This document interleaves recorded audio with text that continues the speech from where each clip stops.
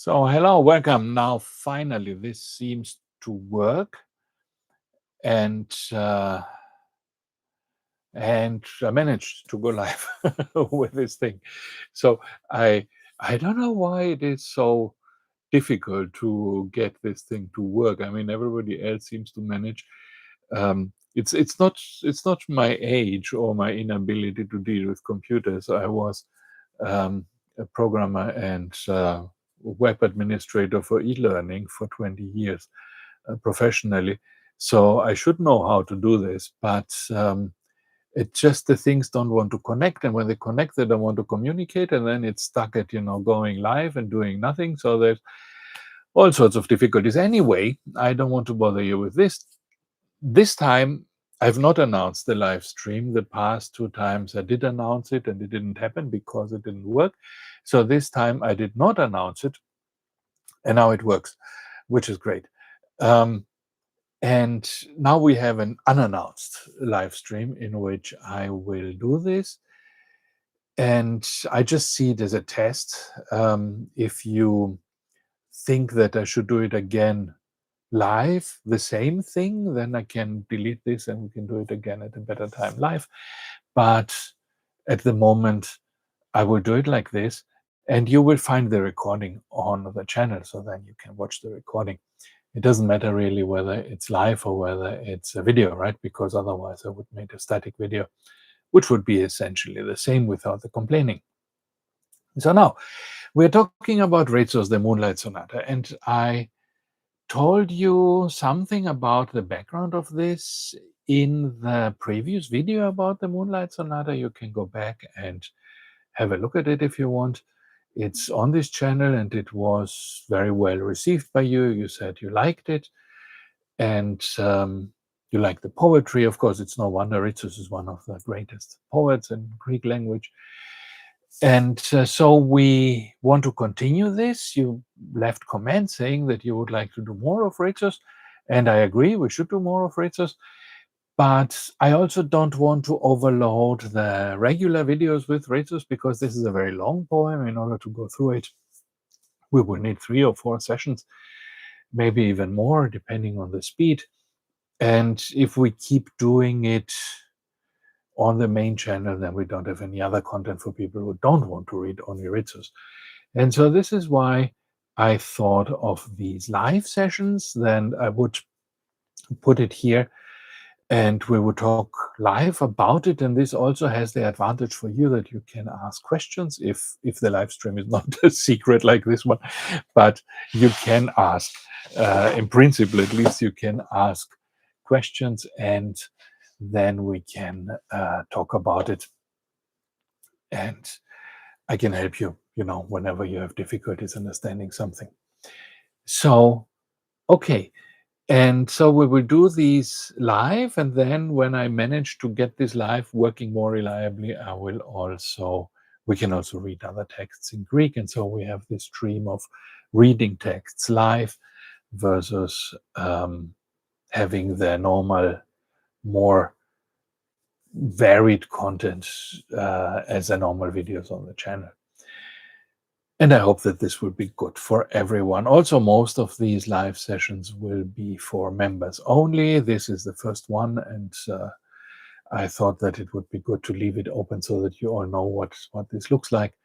But the following ones will be members only or Substack only, because I also need to do something for the members of this channel, specifically who pay money to get something special. And so this is the special.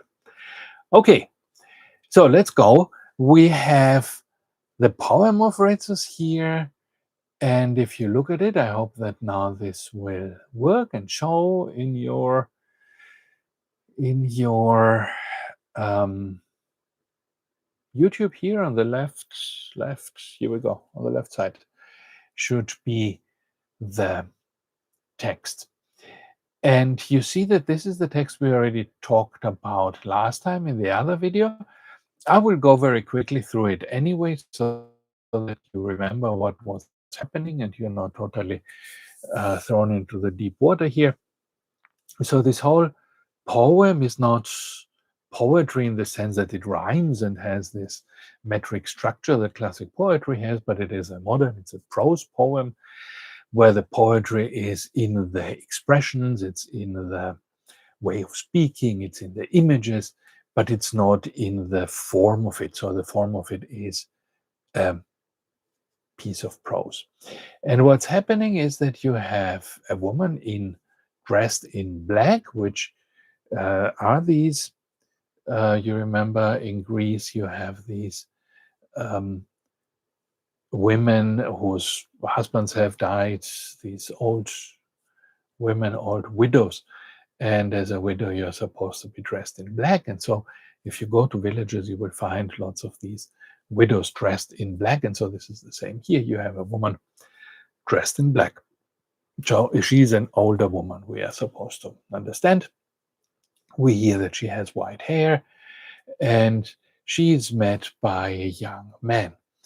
And they meet in the moonlight. So she is in this old crumbling house.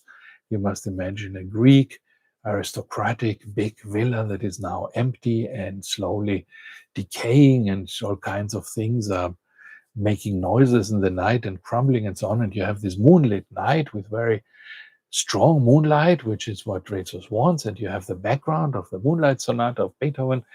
And then in this situation, she speaks to this young man.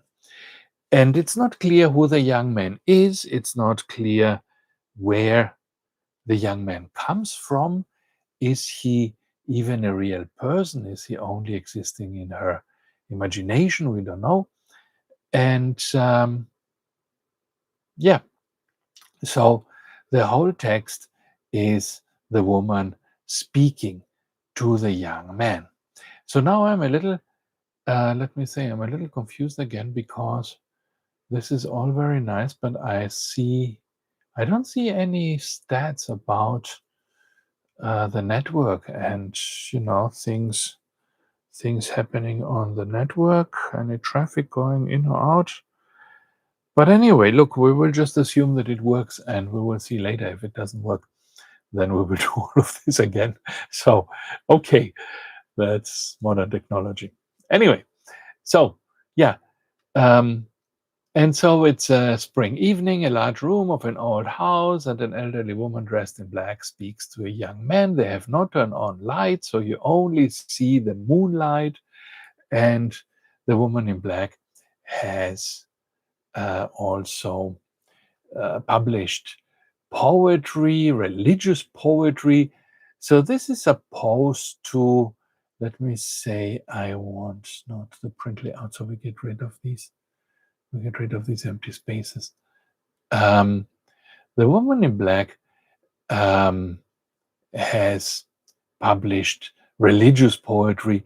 So this is supposed to show us that she is a conservative, older person, right? She's not somebody modern and revolutionary, right?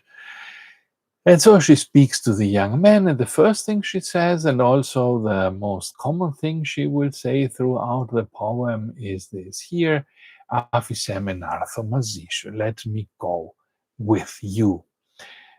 And this, the young man is obviously the promise of youth, right? She is coming there to tempt her with a life, with a promise of a life that's different, that's exciting, that's not her life living alone in this big house that's fading away. And she asks him to take her with him, and she repeats this after every paragraph, after every few sentences. She's repeating, "Let me go with you." So one moment. Let me also drink something. Okay, and then they talk about the moon. The moon is good. It will. The young man never speaks, right? It's only the woman speaking. The moon is good. It will not show that my hair has whitened. The moon will make my hair golden again. You will not understand. Let me come with you. And then she says how spooky it is to live in this house, right? When There is a moon, the shadows grow inside the house, invisible hands pull the curtains, a pale finger writes in the dust of the piano forgotten words. I do not want to hear them. Be quiet. So this is what you see here now, hopefully, on the screen. And this is where we stopped last time. This is what this line is doing here. It tells us where we stopped in the previous video. So if this was too fast now and you would like to go back and revisit this, then please go back in this channel. We have this video, my underwater video, my daughter says, because I tried to make it moody with moonlight and I color graded it to look, like moonlight, but my daughter insisted this looks like I'm underwater in a swimming pool, so it's all blue. Anyway, if you see the blue-green video, go back there, and it contained explanations for all these things. Good, and so now we are here, and it continues with the text you see here on the screen. Afiseme nartho mazishu, let me come with you. Ligo pio gato. Ligo, a little. Pio means more, further in the translation. Here, kato means down. Now here it says katu. I'm not sure if this is really katu or if it is just a mistake of the transcription, right? On the internet, I found this text on the internet, so it's not the printed text, so it's not trustworthy in the sense that we can be sure that Ritsos wrote it in this way. Perhaps he did write kato. So the correct way is to write kato with an omega there, right? It should not be katu. But on the other hand, Ritsos is also known for his radical use of the people's language and the demotiki as it is spoken. And this has a political background, which I explained in the previous video. And Katu is kind of the more folksy way, perhaps, of pronouncing this. So if you were, let's say, uneducated, less educated, and perhaps you don't know how it is written, you don't know it's written Kato, very often it might sound as Kato, and people might say Kato in on the street, in a normal everyday conversation, and nobody would correct them saying, no, it's Kato. And so Ritsos may be saying Katu because this sounds closer to the way people speak. And it sounds more not written language, but spoken language, even if it's not correct. So I'm sure you can, in your own language, find instances of this where people, when they spontaneously speak, they would speak something that is perhaps wrong, but in the official language, it's not said like this. I can think of many things in German, right? Ways how you say something wrongly. But people do say this in this way. And so the poet who wants to capture the language of the people as it is spoken will perhaps use these wrong expressions in order to make the point, right? And so I feel like this is here what's happening. Ligopyo, katu. But you should not learn it like this, right? Because obviously you want to learn proper Greek. So it's not katu with omicron epsilon at the end. It's kato with an omega. So let me go with you a little further down. Ostin mandra tutu vladiku. Os is the same as eos. There's os, it's the same thing, means until. Tin mandra. Imandra is obviously not a Greek word. It sounds like an Italian word. Imandra is the wall or the fence. So it can be both. It's more like a fence that is very stable, so not a very flimsy fence. That would be a frachtis. A frachtis is a flimsier fence. A mandra is a fence that is reinforced, that is very strong, so it normally surrounds businesses. It's not so much a wall. A wall would be a tichos, so the wall is too stable. So it's somewhat between the two, right, in terms of stability between a fence and a wall. And it's often surrounding a business that in the night would be empty, or perhaps also long-term empty, right? If a business goes out of business, in this case, the brickyard, let's say, goes out of business, but they often, especially in the countryside, they would not bother, putting another business there. They would just leave it abandoned. And this abandoned place is still surrounded by a mandala. So this is often what you have, this image of a big space, big empty space, perhaps filled with dried grass, like it is in Greece in summer, and surrounded by this abandoned fence that prevents you from going in and actually, doing something with this space, but also not really being inviting, right? A mandala is something to keep you out. Okay, so let's go to until as far as the wall of the brickyard, Tuvladiko. Tuvladiko is the place where they sell bricks. Very common, in villages, everybody needs bricks to build their houses, at least in old times. Again, this whole poem is speaking about this Greece that was lost in old times, that does not exist anymore. It may have existed more at the time when this was written. I think this was in the 60s, 50s or 60s. When was it when this was written? So back then it would have been more common. Today it's harder to find, obviously, Tuvladika, because you have bigger and bigger companies delivering these things from big factories. So you don't have the local brickyard in the village. You would have a truck delivering your bricks.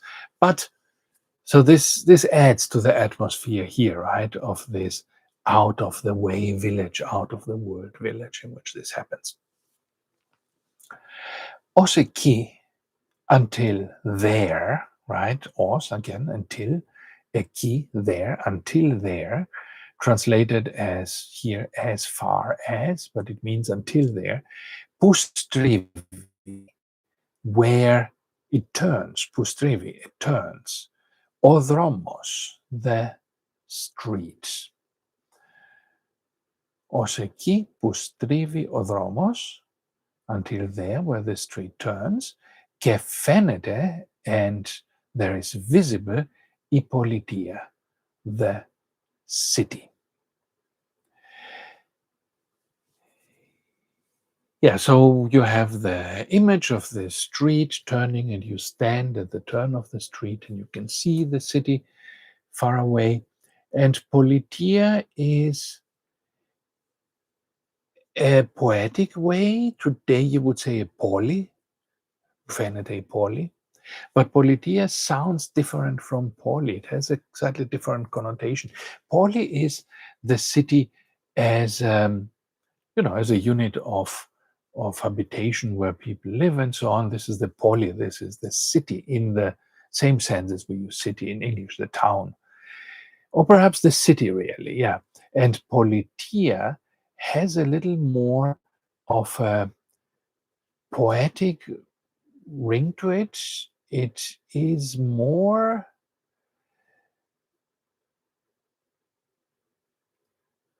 it's hard to explain, right? Because Greece has all these different layers of usage. So, for example, politia can also be a name, a word by which you mean the state, what kind of government there is in this poli, or in this, because the ancient Greeks had polis as city-states. So a city is not only a city, it's a whole state. And the politia is the sense of wider statehood in a city. So it gives you a sense of wideness, of the city being something more than just a city. It's a place in which people live, in which they do things, a place that perhaps flourishes, a place that has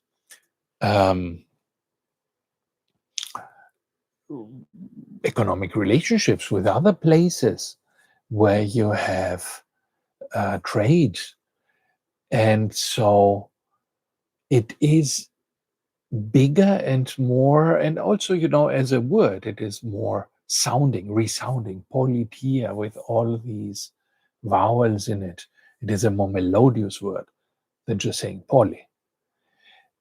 And there's this other thing where they say in classic Greek, when you would say um, ancient Greek, or in older Greek, when you would say, I'm talking about the life of a person, I write a biography of a person, the titles of biographies would often be Vios και Politia, to, of, and then the name of the person.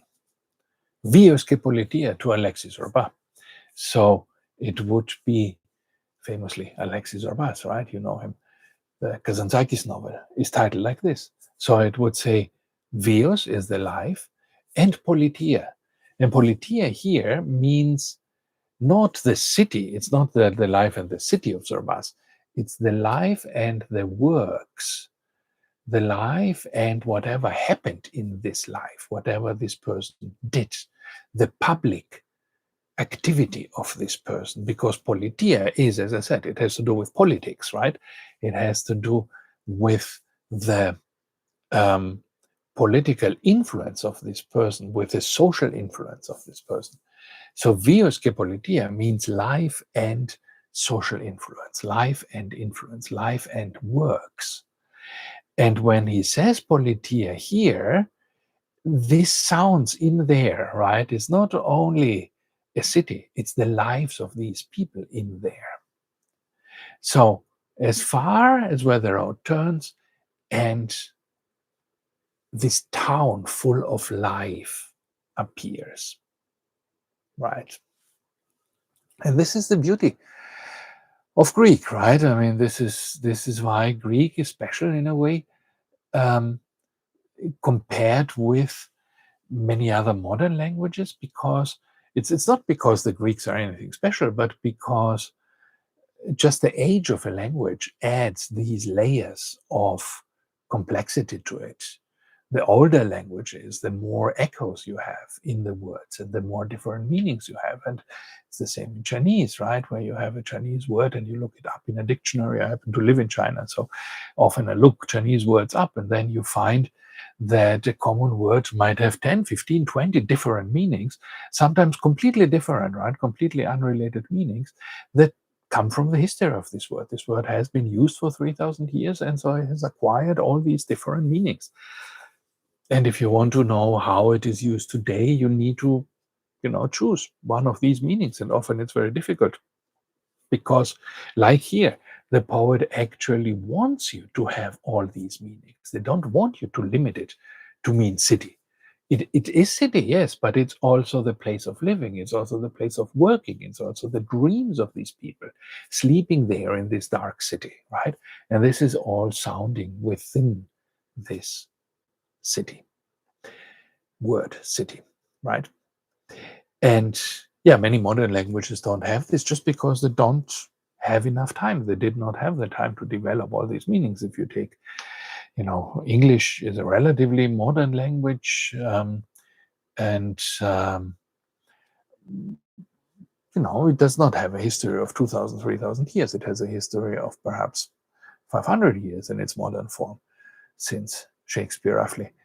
And so then it does not have all these layered meanings in it. And also, of course, being an international language is also a problem with English, because it reduces, in a way, the richness of the language in everyday communication, because it becomes, through the British Empire today, through its adoption internationally as the international communication language, all these foreign users of English, like me, reduce the scope of the language. Many interesting pieces of vocabulary and meaning and layers of meaning get lost because people just don't know, and they don't care, because for international communications you don't need all these layers of meaning. So perhaps there would be a word for city that is like what I'm looking for, but I don't know it in English. And because I don't know it, and many of you, my listeners, my viewers, are also foreigners, perhaps you also don't know it. And so in mainstream English, this meaning gets lost, right? And Greek is not in this sense an international language. So it's cultivated by its limited small community of speakers who have a deep knowledge of Greek. And therefore, these meanings stay, and the poets can make use of them. Okay, let's go on. Τσιμεντένια και αέρινοι, ασβεστομένοι με φεγγαρόφωτο. Cimendenia, you can see already the foreign word here, right? Cement, cimendenia, cemented, made of cement. Και αέρινοι, airy, aeras is the air, aerinos means something is airy, something is made of air. It does not mean airy in the other English sense. Airy, you can say a house is airy, if it's open spaces and lots of air going through. This is not aerini. Aerini here means made of air. It's like apparition, like a Fata Morgana, something that you see like a dream floating there in a way like it's made of air. So aerinos here means airy in this sense, not open to the elements, but made of air. So this is an opposition, right? This poetic contrast. It's made of cement, but it's also made of air. Asvestomeni, and asvestomeni is again very common, whitewashed in Greek architecture. All these images from villages on the islands, right? From island towns that are whitewashed, from the Cycladic towns mainly, right? That are whitewashed, white painted. And this white paint is called asbestos. So it's like the asbestos is the same word, right? But obviously it's not the same thing. I'm not sure what the chemical relationship between these things is, right? So asbestomeni is a kind of I'm not even sure what it is chemically. It must be some kind of calcium compound, right? I'm not sure. We have to look it up. But asbestos is this. No, it's. Wait a moment. It's. Yeah, I don't. I knew the word. I don't know it now. In English, it's a white substance that you mix with water, and then lime. Right? It's lime. And you mix it with water, and then you put it on the walls, and it gives you this white. And this has two functions. One is to reflect the light, obviously, right? So that the house doesn't get so hot in summer. So these white towns reflect a lot more light than if they were, let's say, black or gray or something. And the second function of it is to deter insects. It seems that insects don't like this, so this is why it's often put around trees, so that the insects don't crawl up the tree and the ants don't crawl up the tree. I'm not sure how well it works if you actually look at these places. They still have insects and ants and so on, so I was never convinced that this is actually working very well, perhaps when it's fresh. But yeah, asbestomenos is a verb. Because it's so common, to whitewash your house, there's a special verb for it, asbestomenos. Me fengarofoto, with the light of the moon, with moonlight. So the moonlight is like this whitewash. And now she describes this city. Τόσο, so much, adiaphori. Adiaphoros means indifferent. It's interesting that it's the same word, indifferent, right? Διαφορά is the difference. Διαφορά, η διαφορά. And it's a difference in an everyday sense. Something is different from something else. Διαφέρουν, they are different. Or αυτό είναι κάτι διάφορο. This is something different. And when you say a, this is the depriving a at the beginning, which shows that the next term is something negative. Τόσο αδιάφοροι, so indifferent, so not different. But indifferent, interestingly, in English too, does not mean not different. It doesn't mean same. It means indifferent in the sense that doesn't care. So I'm not exactly sure how this meaning comes about, but it's interesting. It's the same in English and in Greek, right? Adiaphoros means indifferent, not caring. So the city is sitting there, cemented but airy, whitewashed with moonlight, indifferent to us, to the lives of the people, and at the same time, highly immaterial, highly. And this highly again is the is the depriving the negative and then ili. And ili means matter in the philosophical sense, right? The matter of which something is made, the matter in physics, right? The matter as opposed to the soul, let's say in philosophy, right? You have matter and you have mind. And so ili is the matter in this sense. So ili means immaterial, not material. So indifferent and immaterial. Τόσο θετική, so positive. Thetikos is positive in every sense. Thetikos, theto actually means, wait a moment. Theto actually means to put something somewhere. Thesi is also a seat. So you have a seat in parliament, it's a thesi. You can say a seat in the bus is a thesi. A seat on your table, dinner table, is a thesi. So a thesi is a place for something to go there because you put something on it. And so theto means to put something. You can put a question, theto mia erotisi, which means putting in a general sense. And then because you are putting something, it's positive. It's something actually existing that you are putting out there. And this is where this meaning of positive comes from. And also with numbers, you have positive numbers and negative numbers. And so you have thetikus arythmos, positive numbers, και αρνητικούς arythmos, and negative numbers. And arnisi, you remember we had a poem called Arnisi we talked about from Seferis, and you will find a video about that here too on this channel. And this arnitiko means negative, so it means I don't have this, so it's negative numbers. And thetiko means the numbers are put there, so it's something positive that is put there. And probably positive also comes from putting, right? It again seems to be the same root there. So τόσο θετική, so positive. And also with electricity, right? You have positive and negative ends on a cable or a battery or something, and these are also θετικό και αρνητικό. So this θετικό is a very common word for all kinds of positivity. But of course, it's not entirely clear what's happening here, right? Because it's so positive, τόσο θετική, σαν metaphysical, metaphysical. Now, don't ask me to explain this. I don't know what this means.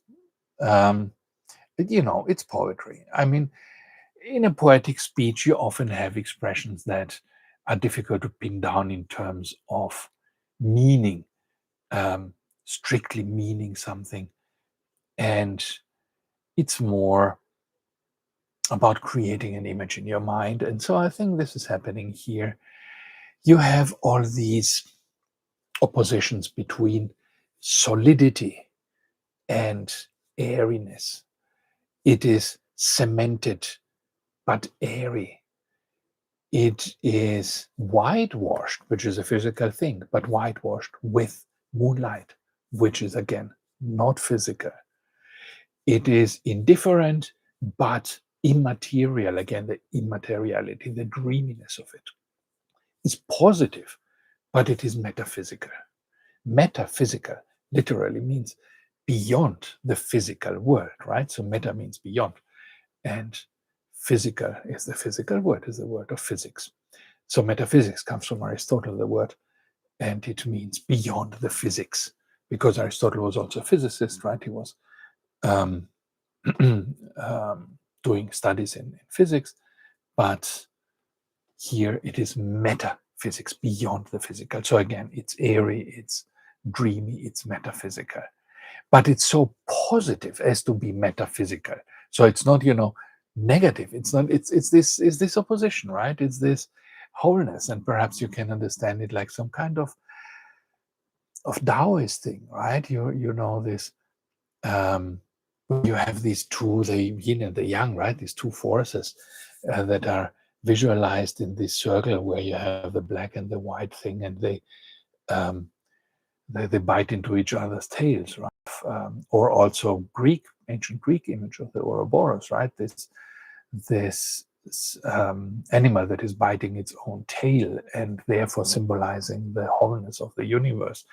And so something like that is happening here, that you have the positive and the negative, the giving and the taking away, the material and the immaterial, and they are in this balance that creates the world. And now the woman who speaks, refers back, she brings back this image to herself, to themselves. Puboris epitelus, that you can finally, Boris epitelus, you can finally, napistepsis, believe. You can finally believe, πως υπάρχεις, that you exist, και δεν υπάρχεις, and you don't exist. So again, this opposition, you exist and you don't exist, and both. You can believe both at the same time. You exist and you don't exist. Like this city has all these contradictory properties. So boro is to can, you can do something. Epitelus. Epi means at some point in time. Telos is the end. Epitelus, at the end, finally. Na pistepsis. Pistevo comes from pisti. Pistis means belief, right? So pistos is the believer also in a religious sense, right? You can pistevo in God, and to pistevo is the credo, is this thing that from the Catholics, right? They have this thing, the statement of belief. I cannot say it. I'm not a good Catholic or a good Orthodox. So there is this credo, right? The statement of believer. This is called pistevo in Greek. I believe in God and its his properties and so on. So you can believe that you exist and you don't exist. Πως ποτέ δεν υπήρξες, that ποτέ, at no time, never, δεν υπήρξες, you did not exist. Δεν υπήρξε, that did not exist, ο χρόνος, time, και η φθορά του, and its decay. Okay, so a bit of grammar. Υπήρξες, υπάρχω, is to exist.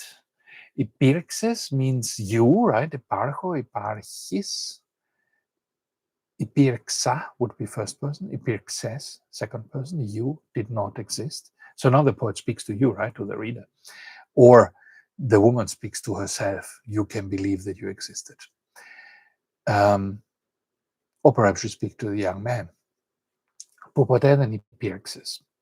And there are two kinds of past in Greek. There is the continuous past, which would be υπήρχες, and the momentary past, υπήρξες. And I said this in a previous video, the momentary past always sounds sharper and cannot be prolonged easily in the choice of the consonants used. Often, it's not always, but it is often like that, so it makes it easier to remember. While the continuous past is often signified by continuous word. So υπήρχες, you can say this, right? Υπήρχες. You can make it long. This is the continuous past. Υπήρξες is a momentary past. You cannot prolong this sound, right? Υπήρξες doesn't work. So this is how you remember it.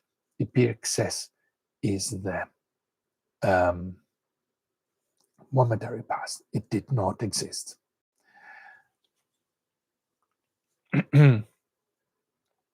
Ο χρόνος, the time, and chronos, time could also be kairos. Kairos is the weather. Kairos is also the time. Chronos is the time. Chronos is also the year.